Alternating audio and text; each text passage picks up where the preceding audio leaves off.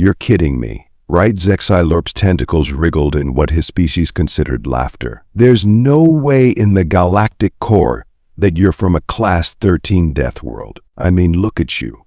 You're so squishy.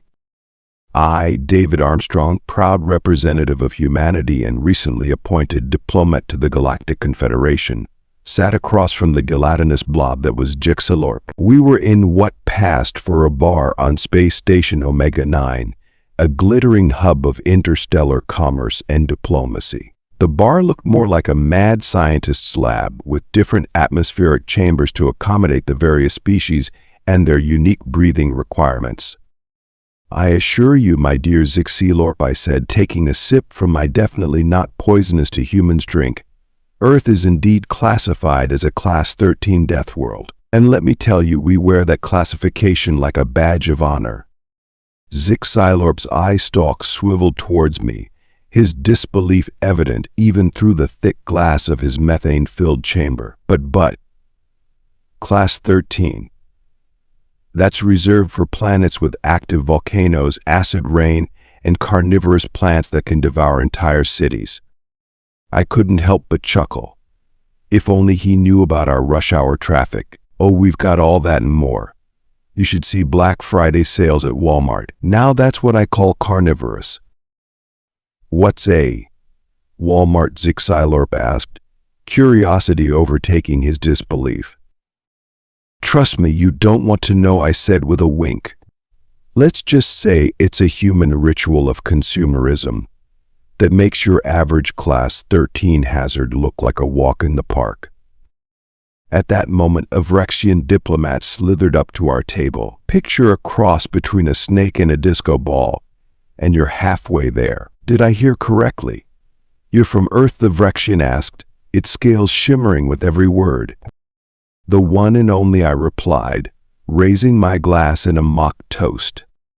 The Recreation's entire body pulsed with a mix of awe and terror. By the cosmic dust, I thought Earth was just a myth, a scary story told to misbehaving younglings. I couldn't resist. Oh, it's real, all right. In fact, we humans have a saying, what doesn't kill you makes you stronger. And let me tell you, there's a lot on Earth trying to kill you. Zexylorp and the Recreational exchanged glances, or whatever passed for glances in their respective anatomies. But how do you survive? Zexylorp asked, his voice a mix of fascination and horror. I leaned back in my chair, enjoying this moment perhaps a bit too much. Well, my gelatinous friend, it's quite simple. We adapt, we overcome, and most importantly, we complain about it on social media. Social media? The Recreational asked, its scales now a confused swirl of colors. Ah, social media, I said, a wistful smile on my face. It's like, imagine if you could telepathically share your thoughts with millions of other beings, but instead of using it for anything useful, you mostly argue about cat videos and political memes. Both aliens stared at me in stunned silence. But that's not even the half of it, I continued, warming to my subject. Let me tell you about some of the everyday challenges we face on our little Class 13 paradise. I cleared my throat dramatically. Picture this, you wake up in the morning, and your first task is to navigate a minefield of Legos left by your offspring. Legos? Zexylorp interrupted. Some kind of deadly predator. I laughed. Close, they're actually tiny plastic blocks that children use to build things. But step on one barefoot and you'll wish you were facing a deadly predator instead. The Recreational scales pulsed with confusion. And you allow these dangerous objects in your dwellings. Allow them? We encourage them. It builds creativity, problem-solving skills, and an incredibly high pain tolerance. I took another sip of my drink before continuing. Then, assuming you survive the Lego gauntlet, you have to face one of Earth's deadliest challenges, the morning commute. I said, the Recreational, its scales brightening, a ritual combat to prove your worth before starting the day's labors. You're not far off, I replied. Imagine thousands of humans, each encased in a metal box on wheels, all trying to reach their destinations at the same time. The roads become a battleground of honking horns, colorful language, and creative hand gestures. Zexalorp's tentacles twisted in confusion. But why not simply use teleportation or anti-gravity vehicles? I snorted. Where's the fun in that? Besides, we humans have a saying, if it ain't broke, don't fix it, and by ain't broke we mean causes daily stress, occasional road rage, and contributes significantly to air pollution. Both aliens looked at me as if I had just sprouted a second head, which, given some of Earth's radiation levels, wasn't entirely out of the question. But surely, the Vrexian said, its scales now a concerned shade of blue, your world leaders take steps to protect you from these dangers. I couldn't help but burst out laughing. Oh, my sweet summer alien. Our leaders are often the biggest danger of all. We have this thing called politics, which is essentially a never-ending debate about how to run our death world. Imagine the most vicious predator on your planet. Now imagine if that predator could talk, wore a suit, and promised to solve all your problems if you just gave it power. That's politics in a nutshell. Zexalorp's eye stalks drooped in sympathy. How terrible. Your species must live in constant fear and misery. I waved a hand dismissively. Now we're used to it. In fact, we've turned complaining about our problems into an art form. We call it stand-up comedy. It's where a brave soul gets up in front of a crowd and points out all the absurdities of life on our death world. The crowd laughs, not because it's funny, but because if they didn't laugh, they'd cry. The Vrexian scales shimmered with a mix of emotions I couldn't quite decipher. But why stay on such a hostile planet? Surely, with your level of technology, you could terraform a safer world. I leaned in close, lowering my voice to a conspiratorial whisper. Want to know a secret? We actually like it this way. All these challenges, all these dangers, they've shaped us into what we are. We thrive on adversity.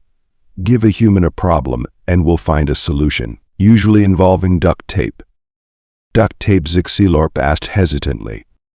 Oh boy, where do I even begin? I said, grinning. Duct tape is perhaps humanity's greatest invention. It's a sticky strip that can fix almost anything. Leaky spacecraft.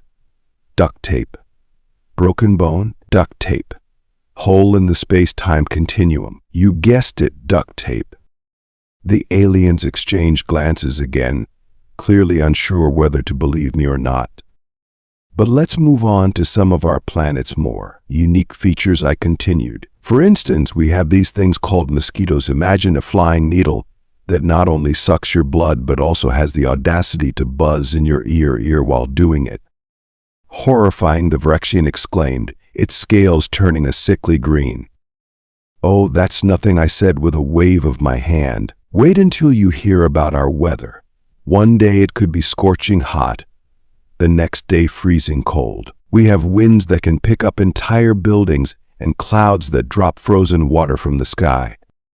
Zexalorp's tentacles curled in on themselves. Frozen water from the sky. But wouldn't that cause massive casualties? I couldn't help but laugh. Casualties. Now we just call it snow and use it as an excuse to go sledding. Oh, and we also build little people out of it. We call them snowmen. Sometimes we give them carrot noses. Both aliens stared at me in stunned silence. But wait, there's more, I said, really getting into the swing of things now. We have these massive bodies of water called oceans. They cover most of our planet, and they're filled with all sorts of creatures that would love nothing more than to have us for dinner. So you avoid these oceans at all costs, the Vrexian asked. I snorted. Avoid them. We vacation there. We build entire cities along the coastlines. Heck, some of us even jump into the oceans for fun. We call it swimming. Zexalorp's eye stalks were practically tied in knots at this point. But why? Because it's there, I said with a shrug. That's kind of our motto.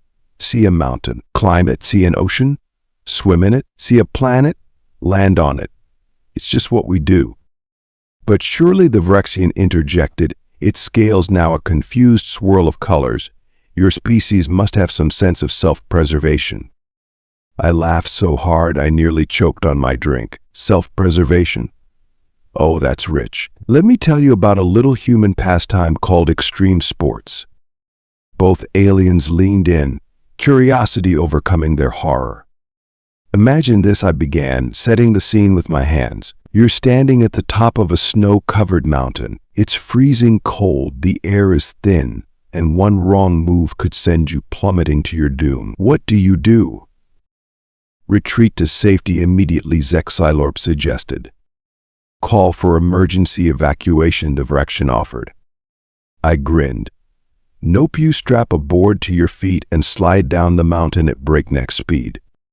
The aliens' reactions were priceless. Zexylorp's tentacles went limp with shock, while the Vrexian scales cycled through every color of the rainbow. But why? Zexylorp managed to sputter. For fun, of course, I replied cheerfully, and that's just snowboarding. Wait until you hear about skydiving. I'm afraid to ask, the Vrexian said, its scales settling on a nervous purple. Oh, it's simple, I said, unable to keep the mischief out of my voice. You climb into a perfectly good airplane, fly up really high, and then jump out. There was a moment of silence as the aliens processed this information. Jump out? Zexylorp asked weakly. Yep, and then you free fall for a while before opening a parachute to slow your descent. But what if the parachute fails? The Vrexian asked, its scales now a terrified white. I shrugged. Then you use your backup chute, and if that fails, well, let's just say you'll have a very exciting last few seconds. Both aliens looked like they might faint, which was quite a feat considering one was a blob and the other was essentially a sentient disco ball. But wait, there's more, I said, channeling my inner infomercial host. We haven't even talked about our sports yet. Ever heard of something called football? Zexylorp and the Vrexian shook their heads, or what passed for heads in their anatomies. Picture this. Two teams of hulking humans crash into each other repeatedly, fighting over an oddly shaped ball. Injuries are common. Concussions are practically a rite of passage, and the fans are so passionate they sometimes riot if their team loses. This sounds more like warfare than sport, the Vrexian observed. It scales a mix of confusion and concern. I laughed. Oh, trust me, our warfare is much worse. But that's a story for another time. The point is, we do this for fun. And don't even get me started on hockey. It's like football, but on ice with sticks, and fighting is practically encouraged. Zexylorp's tentacles were now tied in so many knots I wasn't sure he'd ever untangle them. But why? Why subject yourselves to such dangers for mere entertainment? I leaned back in my chair, a smug smile on my face. Because we can. Because it's there. Because why the hell not? That's the human spirit for you. We see a challenge, and instead of running away, we run towards it, usually while holding a beer. Beer? The Vrexian asked hesitantly. Ah, beer, I said, a wistful smile on my face. It's a beverage we make by essentially poisoning plant products, letting them rot, and then drinking the result. It's an acquired taste. Both aliens looked thoroughly nauseated at this point, which was quite impressive given their alien physiologies. But surely, Zexylorp said, his voice barely above a whisper, there must be some aspects of your world that aren't trying to kill you. I thought for a moment. Well, we do have dogs. They're these furry, four-legged creatures that we keep as companions. They're loyal, friendly, and only occasionally try to eat our furniture. Ah, the Vrexian said, its scales brightening a bit. That sounds pleasant. Oh, it is, I agreed. Until you have to take them for a walk in the middle of a snowstorm at 3 a.m. because they need to do their business. The alien's brief moment of relief vanished as quickly as it had come. But you know what, I continued, warming to my subject. All these challenges, all these dangers, they've made us who we are. We're tough, we're resilient, and we've got a twisted sense of humor that helps us cope with it all. Is that why you're telling us all this with such enthusiasm? Zexylorp asked. I grinned. Bingo, give the blob a prize. Yes, we humans have learned to laugh in the face of danger. It's either that or curl up in a ball and cry. And let me tell you, crying gets old real fast when you're being chased by a bear. You have creatures that chase you, the Recreational asked, its scales paling. Oh yeah, loads of them. Bears, lions, tigers, angry geese. Angry geese, Zexilorp interrupted. I shuddered dramatically. Trust me, you don't want to know. Let's just say they're the closest thing we have to living dinosaurs, and they've got the attitude to match. The aliens were silent for a moment, processing all this information. But how the Recreational began, its scales a confused swirl of colors. How did your species even survive long enough to develop spaceflight technology? I laughed. Honestly, sometimes we wonder that ourselves. But I think it's because of all these challenges, not in spite of them. Every problem we faced, we found a solution. Sometimes elegant, sometimes held together with duct tape and hope, but a solution nonetheless. For instance, I continued, warming to my subject, we realized pretty early on that our planet had a habit of trying to kill us with extreme temperatures. So what did we do? We invented clothes. And when that wasn't enough, we created entire buildings that can keep us at the perfect temperature, no matter what's happening outside. Impressive, Zexilorp admitted grudgingly. Oh, that's just the beginning, I said with a grin. Remember those oceans I mentioned?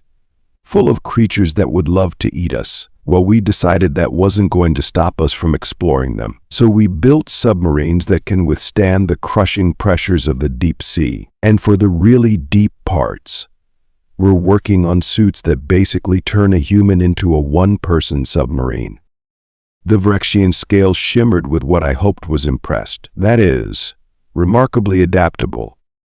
You bet your shiny scales it is, I said. You bet your shiny scales it is, I said. But here's the real kicker. We're not content with just surviving on our death world. Oh no, we had to go and make it comfortable. Zexilorp's eye stalk swiveled in what I assumed was confusion. Comfortable. On a Class 13 death world. I nodded, a smug grin plastered across my face. Ever heard of air conditioning? It's like we took a little piece of a Class 1 paradise planet and stuffed it into our homes. Too hot outside? No problem, we'll make it cold inside. Too cold? We'll crank up the heat. We've basically told Mother Nature to sit down and shut up. The Recreational scales shimmered in what I hoped was awe. That's actually quite impressive. Oh, we're just getting started, I said, leaning forward conspiratorially. Let me tell you about our food. Both aliens leaned in, curiosity overcoming their previous horror. Now, on most planets, I imagine you eat what's safe and available, right? I asked. They both nodded, or at least did the alien equivalent. I chuckled. Well, we humans looked at the most dangerous plants and animals on our planet and said, I bet that would taste good with some garlic. Garlic, Zexilorp asked hesitantly. Oh, it's this plant we eat that's basically a chemical weapon against bacteria and vampires, but that's a whole other story. The aliens exchanged glances, clearly unsure whether to believe me or not. But back to our food, I continued. We eat plants that can cause hallucinations if prepared incorrectly. We eat fish that can kill you if not cut properly. Heck, we even eat something called fugu, which is lethal if not prepared by an expert. But why, the Recreational asked, its scales a mix of horror and fascination. I shrugged. It tastes good. Plus, it adds a little excitement to dinner, you know. Zexilorp's tentacles curled in on themselves. Your species seeks out danger even in its sustenance. Oh, absolutely, I said with a grin. We've even turned it into a competition. Ever heard of something called hot wings? Both aliens shook their heads. Well, it's a dish made from bird appendages coated in a sauce made from some of the spiciest peppers on our planet. And when I say spicy, I mean these peppers are literally rated on a scale of how much they hurt to eat. Hurt to eat, the Recreational repeated, its scales turning a sickly green. Yep, and the goal is to eat as many as you can without crying, drinking anything, or possibly passing out. There was a moment of stunned silence. But why Zexilorp finally managed to sputter? I laughed. For fun, of course. And bragging rights. Never underestimate the power of bragging rights when it comes to human motivation. The aliens exchanged glances again, clearly struggling to comprehend the insanity that is human behavior. But wait, I said, holding up a hand. We haven't even gotten to the really weird stuff yet. There's more, the Recreational asked weakly, its scales now a pale, frightened blue. Oh, my disco ball friend, we're just getting started, I said with a wink. Let me tell you about a little thing we call social media. Zexilorp's eye stalks perked up. Ah, yes, you mentioned this earlier. A form of telepathic communication, correct? I couldn't help but laugh. Well, that's one way to put it. Imagine a system where billions of humans can instantly share their thoughts, feelings, and cat pictures with the entire world. That sounds potentially beneficial, the Recreational said cautiously. Oh, it has its uses, I agreed. But mostly we use it to argue with strangers, share memes, and obsess over the lives of people we've never met. Zexilorp asked. I paused, trying to figure out how to explain the concept of memes to beings who had probably never seen a grumpy cat. They're like inside jokes for the entire planet, often involving pictures of animals with funny captions. The alien stared at me blankly. Look, the point is, I continued, we've taken this incredibly powerful tool for global communication and primarily use it to waste time and increase our anxiety levels. But why, the Recreational asked, its scales now a confused swirl of colors. I shrugged. Because we can. Because it's addictive. Because deep down we're all a little bit masochistic. Take your pick. Zexilorp's tentacles were now so tangled I wasn't sure he'd ever untie them. Your species willingly engages in activities that increase anxiety, on top of living on a death world. Oh, absolutely, I said with a grin. In fact, we've turned anxiety into an art form. We call it overthinking, and let me tell you, some of us are Olympic-level champions at it. Olympic, the Recreational asked. Ah, that's another human quirk, I explained. Every 4 years, we gather the best athletes from around the world to compete in various sports, some of which, I might add, involve hurling yourself through the air with a stick or sliding down an ice track on what's essentially a dinner tray. Both aliens looked at me in disbelief.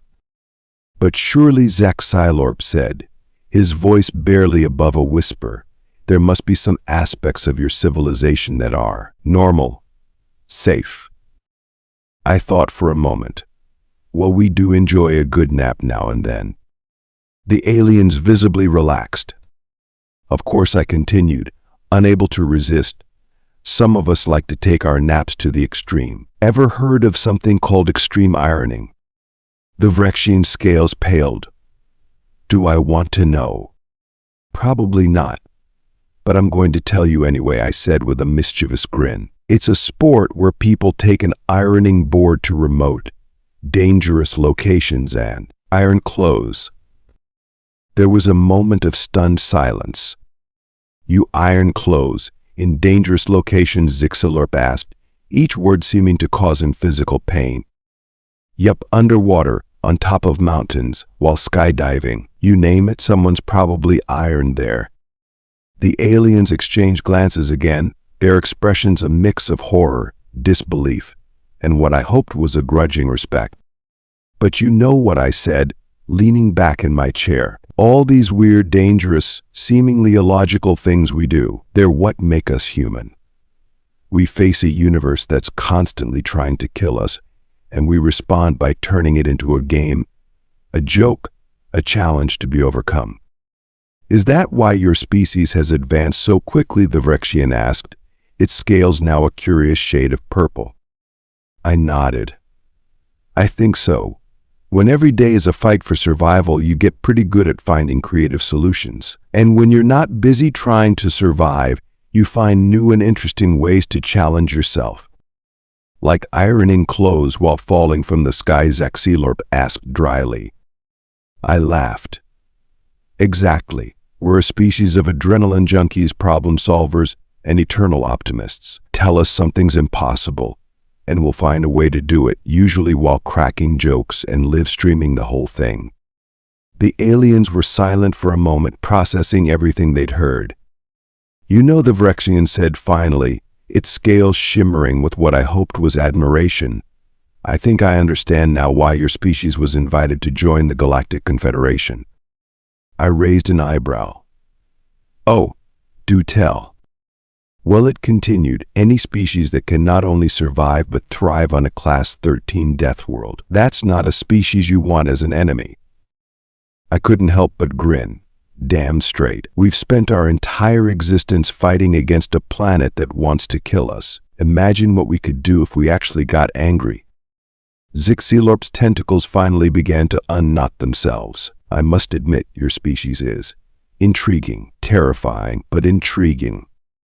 "That's us in a nutshell," I said with a laugh. "Terrifying but intriguing. I think you'll find that humans can be your best friends or your worst enemies. And sometimes we're both at the same time." "Both?" the Recreational asked, its scales a confused mix of colors. "Oh yeah," I said with a wink. "We call those frenemies. It's like friendship, but with a healthy dose of competition and occasional backstabbing." The aliens exchanged glances again, clearly trying to wrap their minds around this concept. "But don't worry," I reassured them. "We're generally pretty friendly. Just don't try to invade our planet, steal our resources, or talk smack about our favorite sports teams, and we'll get along just fine." "Noted," Zixilorp said weakly. I glanced at my watch. Yes, we still use those, despite having computers in our pockets. "Well, it's been fun chatting with you both, but I've got a meeting with the Galactic Council in a few minutes. Apparently, they want to discuss our proposal for an intergalactic pizza delivery service." "Pizza?" the Recreational asked hesitantly. I grinned. "Oh, you're in for a treat. It's this food we make by covering flat bread with tomato sauce, cheese, and various toppings. Some people even put pineapple on it, which is a whole other controversy I don't have time to get into right now." As I stood up to leave, I couldn't resist one last parting shot. "Oh, and if you ever visit Earth, remember, the Australian wildlife is not to be trifled with. Never eat yellow snow, and for the love of all that's holy, don't try to pet the raccoons. They may look cute, but they're basically masked bandits with rabies." With that, I left the two aliens sitting there, looking thoroughly shell-shocked. As I walked away, I couldn't help but chuckle to myself. Being a human diplomat to the Galactic Confederation was a tough job, but someone had to do it. And hey, at least it was never boring. After all, we humans thrive on challenge, danger, and a good laugh. And out here in the vast expanse of space, surrounded by aliens who think we're insane for calling a Class 13 Deathworld home, we're getting plenty of all three. As I headed towards the Galactic Council chambers, I couldn't help but smile. They thought Earth was bad. Just wait until they hear about our plans for Mars. I strode into the council chambers, my head held high and a mischievous glint in my eye. The room was a sight to behold, a grand circular arena filled with representatives from hundreds of alien species. Some floated in anti-gravity bubbles, others were encased in environment suits, and a few looked like they'd stepped right out of a sci-fi movie, which I suppose is exactly what I looked like to them. As I took my seat, I couldn't help but notice the wary glances thrown my way. Word travels fast in the galactic grapevine, and it seemed my little chat with Zixilorp and the Recreational had already made the rounds. The head of the council, a tall, willowy being with skin like flowing mercury, called the meeting to order. "We will now hear the Earth representative's proposal for an intergalactic pizza delivery service." I stood up, cleared my throat, and launched into my presentation. "Distinguished members of the Galactic Council, imagine a universe where no sentient being has to go without the comfort of a hot, cheesy slice of happiness delivered right to their doorstep, or airlock, or gestation pod, as the case may be." The council chamber erupted into a cacophony of translated murmurs and confused chirps. But Earth representative, a multi-eyed, tentacled creature, asked, "How do you propose to keep this pizza warm during faster-than-light travel?" I grinned. Excellent question. We've developed a stasis field that can keep a pizza hot and fresh even if you're delivering it to the other side of the galaxy. We call it the DiGiorno dimension. More confused murmurs. But what about the different atmospheric requirements of various species of gaseous being puffed from its containment sphere? Not to worry, I replied cheerfully. We've developed a range of specialized delivery containers. Whether you breathe oxygen, methane, or even exotic particles, we've got you covered. We're calling it Hutmosphere technology. The head of the council held up a hand to quiet the growing chatter. Earth representative, while your enthusiasm is noted, I must ask why? Why go to such lengths for this pizza? I paused for dramatic effect, looking around the room. Because, esteemed council members, pizza is more than just food. It's a cultural touchstone, a comfort in times of stress, a centerpiece for social gatherings. In short, it's one of the things that makes life worth living, even on a Class 13 death world. The chamber fell silent. Think about it, I continued. We humans have faced countless challenges on our little death trap of a planet. We've stared into the abyss of extinction more times than we can count. And you know what kept us going? The little things, the simple pleasures, like sharing a pizza with friends while watching a sunset that, for all we knew, could have been our last. I could see I had their attention now. Even the gaseous being had stopped puffing. And now that we've joined the galactic community, we want to share that resilience, that joy with all of you. Because if there's one thing we've learned from our harsh world, it's this: life's too short not to enjoy the little things, even if you have to cross the galaxy to get them. The council chamber was quiet for a moment, then erupted into a mixture of applause, tentacle waving, and what I hoped was positive bioluminescence. The council head raised their hands for quiet. Earth representative, your proposal is unorthodox, to say the least. But perhaps that is exactly what this council needs. We will take it under advisement. I sat down, feeling pretty pleased with myself. As the meeting continued, discussing trade routes and diplomatic relations, I couldn't help but reflect on how far we'd come. Here we were, the new kids on the galactic block, from a planet so dangerous it made hardened space veterans quake in their environmental suits. By all rights, we should have been cowering in the corner, grateful just to be allowed at the adults' table. But that's not the human way. Instead, we swaggered in like we owned the place, cracked a few jokes, and proposed turning the galaxy into our personal delivery route. And the craziest part, they were actually considering it. As the meeting drew to a close, I caught the eye of a small, fuzzy creature that looked like a cross between a lemur and a disco ball. It gave me what I assumed was a thumbs up. It was more of a tentacle wiggle, really. I grinned and winked back. Yeah, we were going to fit in just fine here. As I left the council chambers, my mind was already racing with new ideas. If they liked the pizza delivery service, wait until they heard about our plans for an intergalactic streaming service. Netflix and chill was about to go stellar.